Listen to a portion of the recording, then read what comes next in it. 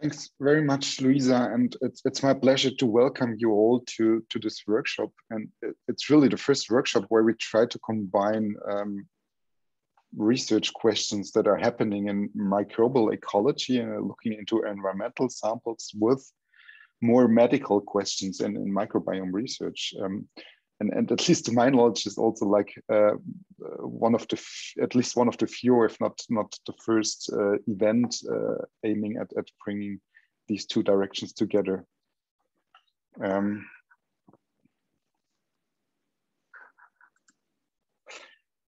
So I guess we all know that the human microbiome is playing an increasingly important role in many biomedical research questions. I mean, the correlations that are done to the microbiome range from nutrition to very recently also cancer. So there's a heavily discussed study in Science bringing together microbiome and human cancer in this specific review. And we're effectively also building an entire institute here in Tübingen that brings these two medical fields together. And even like public media took up and discusses the microbiome quite a lot here. So an article from The Guardian this year that shows different studies that correlate microbes with health and literally the plasticity of the microbiome. It is also a question of many startup companies that are emerging, like doing microbiome tests for different cases, and not only we think, but many people think there is some business case to it, and we'll see where this will lead us. This was literally the medical part that is discussed a lot. On the other side, we have a lot of environmental questions that are challenging our generations, such as climate change, carbon storage, and a lot of research is actually happening in the field of microbiology, looking into soil, primarily soil samples, but also water samples and other niches that can do a contribution to these big challenges. So why do we think we can actually discuss most? Why do we think we can discuss most of the two important questions in one workshop? Because it's all about digitizing samples, being it a soil sample, being it a feces sample in the medical case. What we do with the latest technologies, we digitize the samples and read out the digital information from the initially sample that has been taken from the soil, from the water, from the gut. And effectively, we do not necessarily need to generate a lot of new data, because a lot of data is already published out there. This is just a study that we did a couple of years back, looking into the literature, how many single, double, and multi-omic studies are actually available to analyze for our research, meaning that computational research is playing an increasingly important role also on existing data sets. Not everything needs to be regenerated, but we can do a lot of work on existing data sets.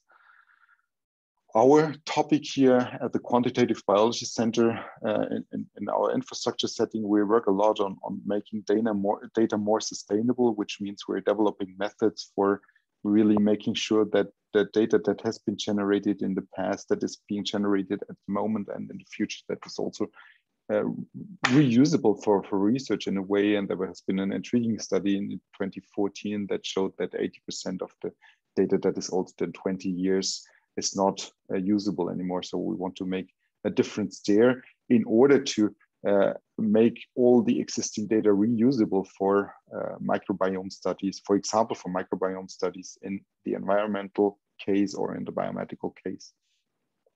Then we'll also be hearing talks about research reproducibility and our research efforts that we do towards that direction, how we aim at streamlining bioinformatics workflows to make the computational research more reproducible. Then to reuse data, we need to make sure that the data is managed in a fair setting. So a lot of our efforts go into making microbiome data findable, accessible, interoperable, and reusable. So the fair that is literally hyped in all research domains. We also try to introduce that strongly in the microbiome data field. With these a few words on motivation, why we actually want to do the workshop, I come to introducing the content of the day actually. So the workshop obviously comprises lectures from the field, and we are happy that several distinguished guests join us for the day. And we are about to start.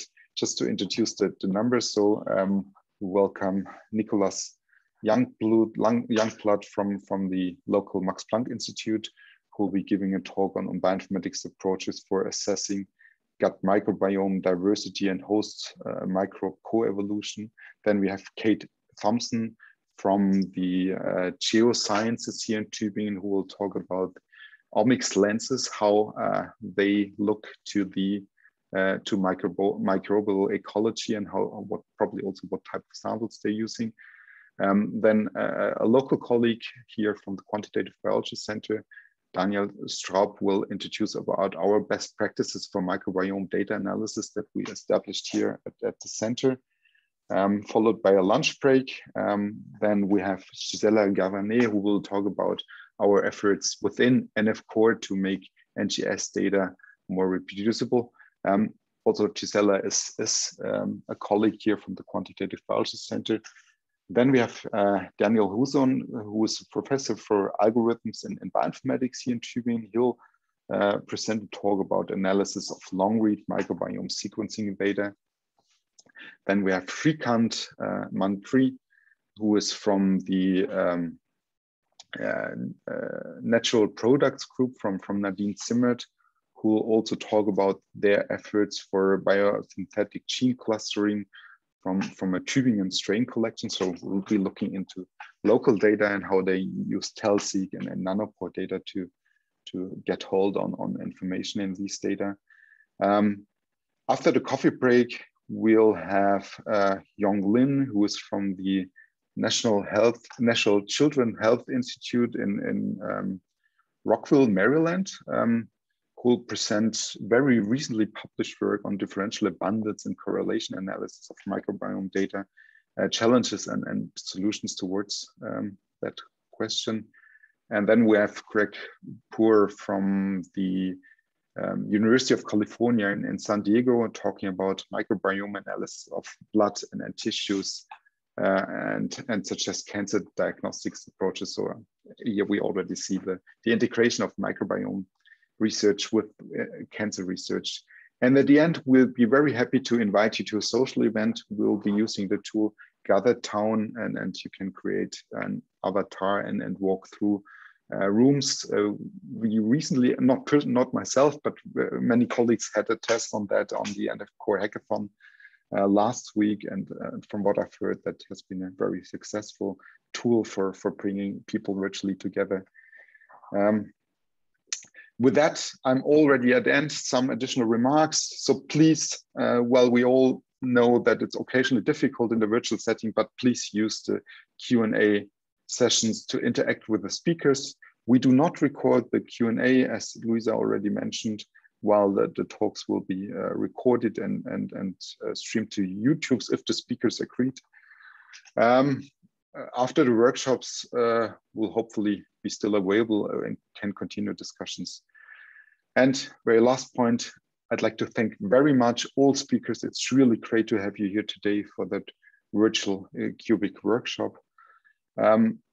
I'd like a big thank you goes to the organization committee, Antonia Schuster, Daniel Straub, Gisela Gavanet, Luisa Perolo, and Sabrina Krakow for doing really a great work of putting that very nice lineup together over the last month.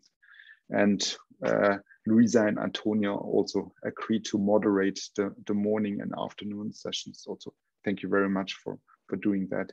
And with that, I wish us all a fruitful and insightful workshop day and a lot of fun with the workshop. And with that, I'll hand the word back to Luisa.